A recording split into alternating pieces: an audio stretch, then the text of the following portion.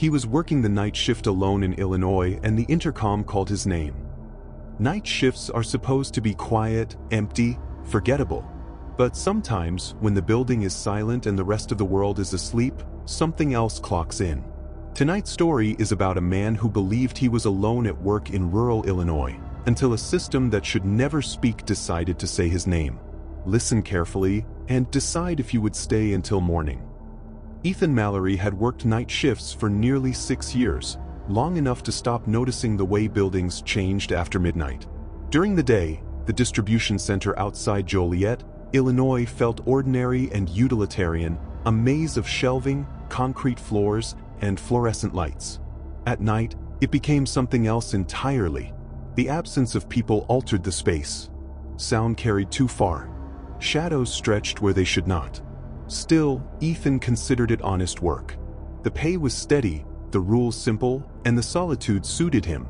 The facility operated around the clock, but the overnight shift was reduced to a skeleton crew. On most nights, Ethan was the only employee physically present from midnight until 4 in the morning.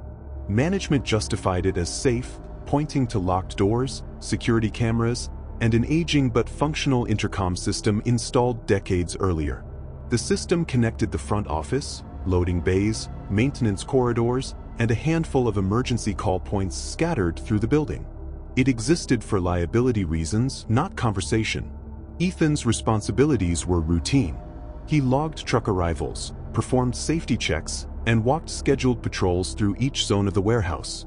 He documented temperatures, inspected doors, and ensured the motion sensors were armed. Every action left a digital timestamp, a quiet record proving someone had been awake when no one else was. He liked the certainty of that. On the night this story begins, nothing was out of order. The weather was cold but calm, typical of early March in northern Illinois. The parking lot was empty except for Ethan's car, its frost-coated windshield reflecting the glow from the building's exterior lights. Inside, the warehouse hummed softly with electricity. Conveyors sat idle. The air smelled faintly of cardboard and oil. Ethan clocked in at 11:58 p.m., poured himself coffee, and began his first patrol. By 12:40 a.m., he had completed the standard perimeter walk. All exterior doors were secured. No alarms were tripped. The security monitors showed empty corridors and unmoving equipment. The intercom panel in the security office remained dark and silent, its small indicator lights steady and unremarkable. Ethan returned to his desk and entered his notes, already settling into the familiar rhythm of the night. The first irregularity was small enough that he almost ignored it. At 1:17 a.m., one of the interior motion sensors briefly activated in Zone C, a storage area rarely accessed during overnight hours. The alert cleared itself within seconds. False triggers happened occasionally. Changes in air pressure or temperature shifts could set them off. Ethan made a note and continued working. 10 minutes later, the sensor activated again. This time, Ethan reviewed the camera feed. Zone C appeared exactly as it should. Long aisles of shelving stood undisturbed. No movement registered on the video. The system logged the activation anyway. Ethan felt a faint unease but dismissed it. Night shifts encouraged overthinking. At 1:42 a.m., the intercom light flickered. It was brief, a blink so quick that Ethan wondered if fatigue had caused him to imagine it. He stood from his chair and approached the panel. The intercom had not been used during overnight shifts in years. There was no reason for it to activate. He checked the system diagnostics. No errors appeared. The light returned to its steady, inactive state. Ethan resumed his patrol, carrying his clipboard through the warehouse. As he walked, he became acutely aware of how loud his footsteps sounded against the concrete. Each step echoed down the aisles, returning to him distorted and delayed. The sensation of being alone intensified. There was nowhere to disappear to in such a vast, open space. When he reached Zone C, he stopped. The air felt colder there, though the temperature logs showed no fluctuation. The shelves were orderly, untouched. Nothing suggested intrusion or malfunction. Ethan marked the zone clear and continued. At 2:03 a.m., while seated back in the security office, the intercom activated again. This time, it stayed on. The indicator light glowed steadily, signaling an open channel from somewhere inside the building. Ethan did not touch the controls. He watched the panel, waiting for the system to time out or reset. It did neither. The channel remained open for nearly 30 seconds before shutting off on its own. Ethan checked the logs immediately. No intercom activation was recorded. That detail unsettled him more than the activation itself. The system was designed to log every use without exception. Even test signals left a trace. The absence of a record suggested something outside normal parameters. Ethan considered calling his supervisor but hesitated. Reporting a vague anomaly without evidence would invite skepticism. He decided to monitor the situation. Over the next 40 minutes, minor disturbances accumulated. A door sensor briefly reported open before correcting itself. The camera feed froze for exactly 6 seconds. The building's internal clock displayed the wrong time, then reverted without explanation. None of these events were severe enough to trigger an alarm, but together they formed a pattern that felt deliberate. At 2:51 a.m., the intercom activated for the third time. The panel light illuminated, brighter than before. The channel remained open longer now, close to a full minute. Ethan stood frozen, his rational explanations eroding under the weight of repetition. He watched the seconds pass on the wall clock, counting each one. When the channel finally closed, the office felt altered in a way that defied measurement. The building seemed to hold its breath, suspended in a silence that felt intentional and aware. Ethan reviewed the floor plan, tracing the intercom call points with his finger. Only one unit had been active during the overnight hours in recent years, and it was decommissioned. According to maintenance records, the call station in the East Maintenance Corridor had been disabled after repeated failures. The corridor itself was sealed off. At 3:07 a.m., the intercom activated again. This time, the system identified the source. The display indicated the East Maintenance Corridor. Ethan stared at the panel, a tight pressure forming behind his eyes. The corridor was not supposed to have power. The call station should not have been capable of transmitting anything. Yet the system insisted otherwise. The channel remained open, active, and waiting. Ethan did not approach the corridor. He remained in the security office, documenting the event in precise detail. His handwriting tightened, each letter pressed harder into the paper. The act of writing grounded him, a fragile attempt to anchor reality to procedure while the night continued to erode his certainty. The intercom shut off at 3:09 a.m. When Ethan checked the logs, the entry existed this time. The timestamp was correct. The location was correct. Everything appeared normal, except for one field that should never have been populated. The system recorded a user identifier. It listed Ethan Mallory. He sat back in his chair, staring at his own name on the screen. He had not touched the intercom. He had not initiated a call. Yet the system claimed he had been the source. At 3:14 a.m., the intercom activated once more.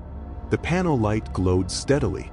The channel opened, and the system logged the activation as an outgoing call, initiated from the security office, addressed to Ethan Mallory. Ethan Mallory did not move when the intercom channel opened again. He remained seated, staring at the panel as if physical stillness could prevent whatever was happening from escalating further. The system log refreshed automatically, updating with clean, confident certainty. The entry showed a completed call cycle, initiated and received by the same individual. His name appeared twice, identical down to the employee ID number. The software accepted the contradiction without resistance. Ethan felt the building shift around him, not physically, but in purpose. The warehouse no longer felt like a workplace. It felt like an enclosed system reacting to his presence alone. He stood and walked to the camera monitors. The feed from the East Maintenance Corridor should have been blank. Instead, it displayed a dim, narrow hallway lit by a single functioning bulb near the ceiling. Dust hung motionless in the air. The corridor was visible now, despite having been sealed off years earlier. Ethan checked the timestamp on the feed. It was live. The maintenance corridor had been closed after a partial structural collapse during renovations. Official reports claimed it was unsafe to enter. The call station at the end of the hallway was disconnected at that time, its wiring removed. Ethan knew this because he had personally logged the inspection during his first year on the job. He remembered the corroded metal casing, the exposed conduit, the dead silence when the test button failed to respond. The call station on the monitor appeared intact. At 3:22 a.m., the motion sensor in the corridor activated. Ethan's breathing slowed, deliberate and controlled. He checked the rest of the feeds. Every other camera showed stillness. No movement.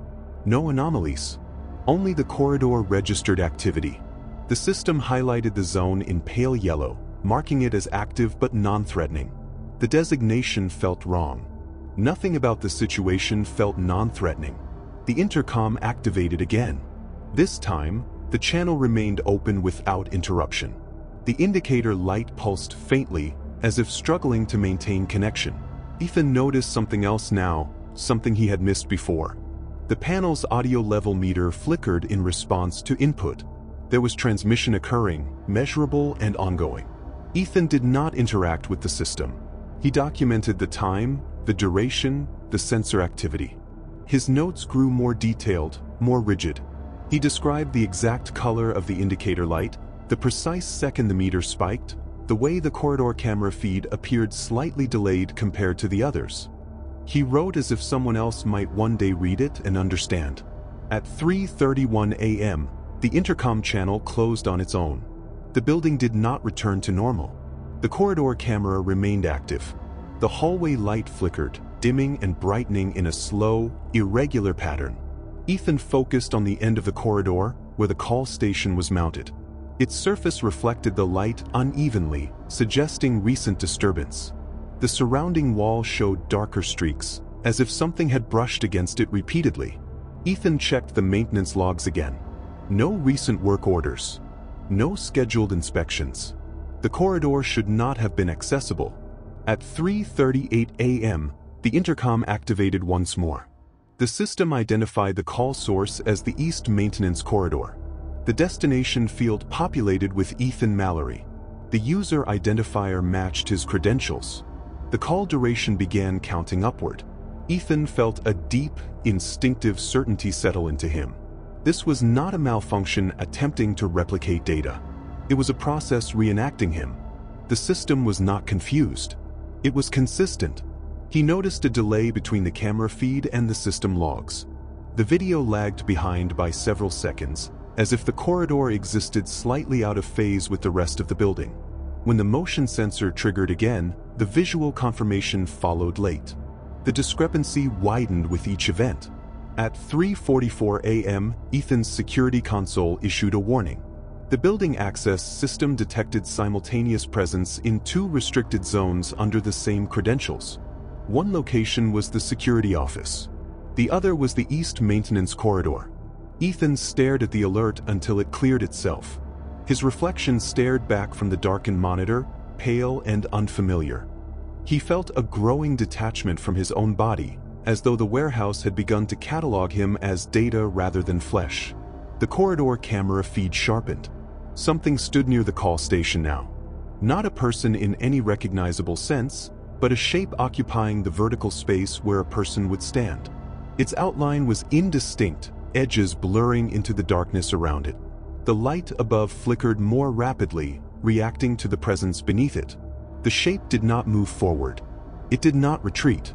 It remained fixed, as if waiting for acknowledgement. The intercom channel remained open. Ethan experienced a sudden, overwhelming awareness of his name. It existed everywhere in the system. In the logs. In the alerts. In the call routing tables. His identity had become a pathway the building could access repeatedly. At 3:52 a.m., the time clock registered a punch-out event. Ethan had not touched the clock. The system recorded him as having left the premises. Immediately after, the intercom channel closed. The corridor camera feed froze. Every monitor went black for exactly 9 seconds. When the feeds returned, the East Maintenance Corridor was gone. The camera displayed static, then corrected itself to a blank, disabled feed. The motion sensor reset. The access logs showed no anomalies. The time clock entry vanished from the system history. Only Ethan's handwritten notes remained. At 4:01 a.m., the intercom activated one final time. The panel light glowed softly. The channel opened for a brief, controlled interval. The system log updated in real time. The call source was listed as the security office. The destination was Ethan Mallory. The user identifier did not match his employee ID. The identifier field read unassigned. The call closed. The building returned to its baseline hum. Fluorescent lights stabilized. The temperature normalized. The warehouse felt empty again, convincingly so. Ethan finished his shift in silence. He did not complete another patrol. He remained seated until daylight filtered through the narrow office windows. When the morning supervisor arrived, the night passed without comment. No alarms had been triggered. No incidents recorded. Ethan submitted his resignation later that day. Weeks passed. The distribution center continued operations without interruption. Night shifts were reassigned. The intercom system remained active but unused. Maintenance confirmed the east corridor was sealed and inaccessible. There was no record of reactivation. Months later, during a routine software update, a technician noticed an anomaly buried deep in archived logs. A user identifier had been created without authorization. It did not correspond to any employee. The name field was populated, but the entry was corrupted beyond recovery. The technician deleted it. At the same moment, in an empty security office during an overnight shift, the intercom indicator light flickered once, then steadied. The channel opened. Some workplaces never truly empty out at night. They remember who stayed, who listened, and who answered when they should not have. If this story made you reconsider working alone after dark, subscribe for more real, unsettling accounts that surface when the rest of the world sleeps.